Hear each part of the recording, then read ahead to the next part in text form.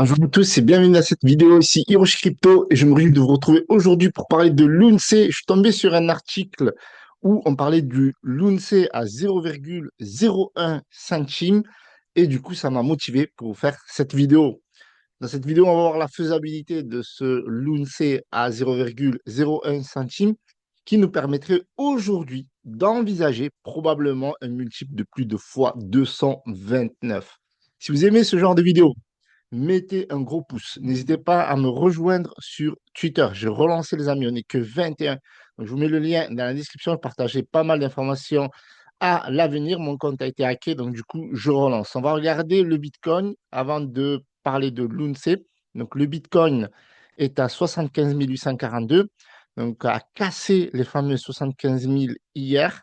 Et aujourd'hui, on attend le retest. Voilà, c'est un classique. En fait, quand on casse une résistance, là, c'est la résistance des 75 000. Hier, le marché était explosif.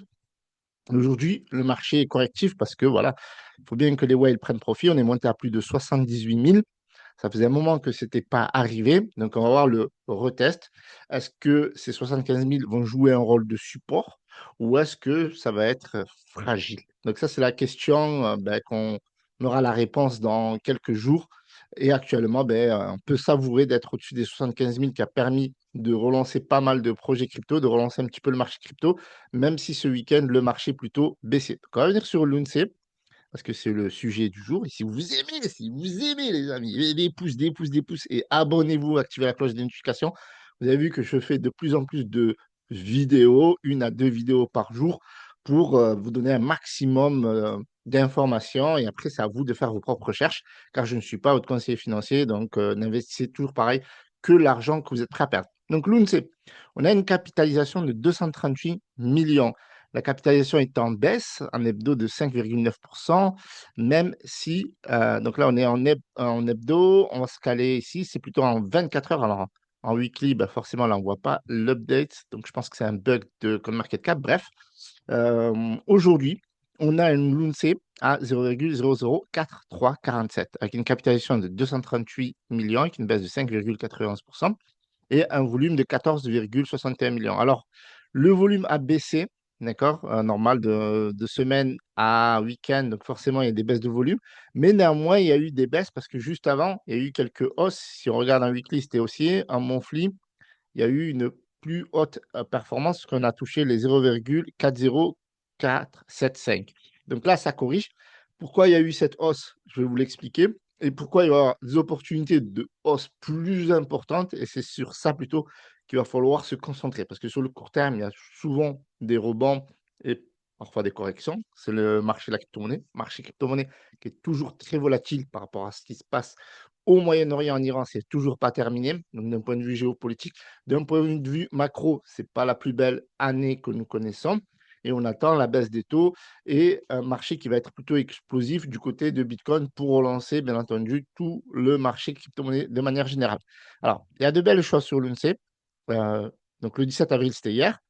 On a connu une très belle journée de burn. Donc, si vous avez suivi un peu l'UNC depuis le début ou pas, alors pour ceux qui n'ont pas suivi, il faut savoir que l'UNC a dégringolé de plus de 100 dollars à 0,x01 avant d'être relancé notamment par Binance. Docon a quitté l'UNC, donc qui était le Luna en fait, et il a laissé un héritage de plus de 5 trillions de jetons. Donc l'objectif de la communauté, parce que c'est un projet qui est décentralisé, on en reparlera après, c'est de brûler un maximum de jetons pour retrouver, si possible, la capitalisation en termes de jetons à 10 milliards. Et là, ça serait magique. C'est un peu l'objectif. C'est quasiment mission impossible de revenir sur 10 milliards. Mais revenir sur 100 milliards, de revenir sur 1 trillion, c'est possible parce que depuis que la machine a été relancée, on a burn un demi-trillion. Donc, tout est possible, sans compter tout ce qui a été stacké, lock, etc., etc. Donc, le 17 avril, il y a eu 251 millions, plus de 250 millions de burn du côté de l'UNC et plus de 115 000 jetons de l'USTC, parce qu'il y en a moins. Et l'USTC, c'était le stablecoin de l'écosystème Terra Luna à l'époque, qu'on appelle aujourd'hui Luna Classic ou Terra Classic. Donc, on a une capitalisation qui est vraiment intéressante. Savoir que le top de Luna, c'était plus de 100 milliards. Donc, on a des objectifs qui sont vraiment intéressants par rapport à la capitalisation, surtout qu'à 238 millions, il y a possibilité de faire un méga multiple, d'accord? Donc, on a Binance, je vous disais, qui continue de brûler depuis 2022. Donc, Binance ne lâche pas l'affaire, continue à soutenir le projet. C'est aussi le plus gros détenteur de l'UNC et il a brûlé déjà là 5,3 milliards en 2026. Donc, continue à brûler un maximum de jetons. Il y a régulièrement des burns tous les mois. Alors, on n'a plus les annonces comme avant. Avant, on avait des annonces qui étaient plutôt régulières. Mais Changpeng Zhao soutient toujours. Et le nouveau CIO qui est Richard Teng soutient toujours. Donc ça, c'est une dinguerie parce que il y avait beaucoup de sceptiques à l'époque. Il y avait beaucoup de sceptiques au niveau de l'UNC que ça n'allait pas tenir parce qu'en effet, il y avait certains exchanges, je me rappelle, qui avaient fait des promesses de mettre la taxe burn et ils ne l'ont jamais mise. Ou alors certains l'ont mise à des fins marketing. Il me semble qu'il y avait Mexi qui avait joué le jeu, il y avait KuCoin et il y avait Coin In. C'était Coin In ou Coin W. Eh bien, ils avaient mis en place la taxe burn, certains étaient limités, certains, voilà, mais tous les exchanges n'avaient pas joué le jeu. Même Binance a mis une taxe qui est vraiment très petite, qui représente 50% des frais sur Binance. Donc, si vous tradez sur Binance ou que vous achetez des crypto-monnaies en spot sur Binance, eh ben, les frais de transaction, 50% contribueront à brûler du Lunce. Et ça continue. Et c'est ça qui est incroyable. Ça continue, d'autant plus que le projet se développe et 99% des gens ne voient pas ça. En fait, c'est ça qui est incroyable. C'est que les gens, ils font focus que sur la charte. Mais on a vu comment le marché des crypto-monnaies peut être destructif. On a vu en 2025 comment on peut passer d'un Bitcoin à 126 000 à un Bitcoin à 59 000 et qui galère aujourd'hui à 75 000 et plus souvent en dessous des 70 000 qu'autre chose. Donc la crypto-monnaie, c'est très volatile et la liquidité n'est pas encore revenue sur le marché. Donc quand la liquidité va revenir vraiment, là, on aura des hausses spectaculaires, ce qui nous permettra de faire des multiples. On l'a vu à plusieurs reprises, l'UNC en 2024-2025, qu'il était possible de faire des x3, des x2, des x5, et ce n'était pas exagéré parce que c'était sur le papier. Donc, il n'y a pas de souci à ce niveau-là, vous pouvez vérifier sur la charte. Donc, la blockchain Terra Classic a reçu sa mise à jour. Euh, Cette mise à jour, ben, elle a inclus la mise à jour du SDK 053, et grâce à cette mise à jour de l'UNC et USTC, pour accéder à l'écosystème. Donc là, ils peuvent accéder à l'écosystème Cosmos et bénéficier d'un plus large éventail d'utilisation, de cas d'usage.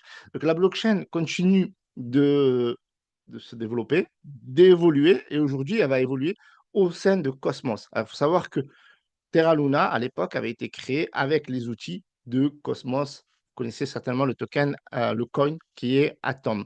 Donc aujourd'hui, voilà, c'est ouvert à la blockchain, littéralement Cosmos. Donc, ça va laisser des perspectives de développement, de cas d'usage, etc. Donc, cette mise à jour donc, elle prépare également le terrain pour la prochaine mise à niveau du module du marché 2. Donc, je vous laisse creuser au niveau technique. C'est plutôt bullish, comme on dit sur KuCoin. Et c'était cet article qui m'a poussé à faire cette vidéo. C'est un article de Crypto News où on voyait donc que les projections, selon les projections, là, ils visent 2030, euh, un l'unce à 0,01 centime.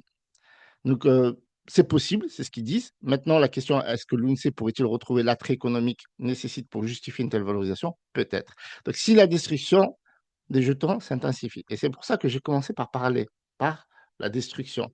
Quand on sait qu'on a Binance qui soutient, on a le nouveau CIO, on a l'ancien CZ, voilà, Changpeng Zhao, qui continue à soutenir et qui a souvent des burns, et on a vu au tout début qu'il y a régulièrement des burns et que ces burns-là, ben, ils sont plutôt importants et que ça tend à continuer. Et ça, c'est vraiment, j'aimerais dire, euh, ça nous donne le truc d'être j'allais dire optimiste, voilà, d'être enthousiaste. Alors, je ne sais pas si vous êtes crypto-enthousiaste comme moi, mais c'est une dinguerie. Donc, la mise à jour SDK, donc là, on est prêt pour le prochain bull run, les amis. La communauté Terra Classic est prête à recevoir les félicitations. Le taureau va bientôt démarrer. Alors, ça serait plutôt une dinguerie, mais je pense que ça va arriver. Donc, il y a souvent des propositions, des mises à jour, des updates. Donc, ça prouve que la blockchain, elle évolue, elle se développe, il y a des mises à jour constantes. La décentralisation fonctionne parce que la fondation Terra Luna n'est plus derrière Donc Terraform Labs, la société qui était autour du projet, n'est plus derrière le Terra Luna classique. Le Luna classique, le connaissons maintenant, Lunce, qui était le Luna. Donc, c'est la communauté qui gère. Et ça, c'est une dinguerie parce on a un projet avec son écosystème qui s'ouvre à d'autres blockchains comme Cosmos, qui continue à se développer avec des mises à jour, qui burn, qui met des propositions, qui évolue, même 4 ans après le gros crash. Et ça, c'est incroyable, les amis. Je pense que c'est largement possible pour revenir au 0,01 centime, d'accord, sans vous vendre du rêve. C'est à vous de voir si c'est possible ou pas. Vous me dites ça dans les commentaires, etc. Si vous holdez du Lunce, etc. Mais déjà, n'oubliez pas de me rejoindre. La vidéo n'est pas terminée. N'oubliez pas de me rejoindre sur Twitter. Aujourd'hui, on a un truc qui est intéressant. C'est qu'on n'est plus sur une market cap qui est élevée pour accumuler. Donc là, on peut accumuler très bas. À un moment donné, tu as 3 milliards de market cap, etc. Donc c'est vrai que là, c'était compliqué d'accumuler un maximum de crypto-monnaies. Donc, qu'est-ce qui se passerait clairement si le Lunce arriverait à 0,01 centime? Ça veut dire que vous allez potentiellement faire un multiple de fois 229, d'accord, divisé par la market cap, la valeur des jetons actuellement. Alors, il y a 4, 0, 4, 3, 5, 7. 229. Ça veut dire que si aujourd'hui vous posez non conseil financier 1000 dollars, d'accord, à cette valeur, à cette market cap du jour, ça vous fait un gain potentiel de 229 000 dollars, le cas échéant, sans compter le burn. Sur les 6 milliards qu'il y avait, si les 6 trillions, pardon, qu'il y avait de jetons, il y a eu 0,5 trillions qui ont été retirés de la circulation. Donc ça nous laisse optimistes.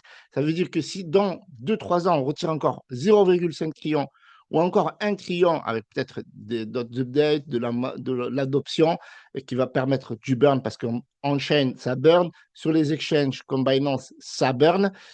Plus il y a des initiatives qui sont faites par les personnes les plus optimistes sur Luna, donc ça burn. Donc, on peut augmenter la valeur de la performance.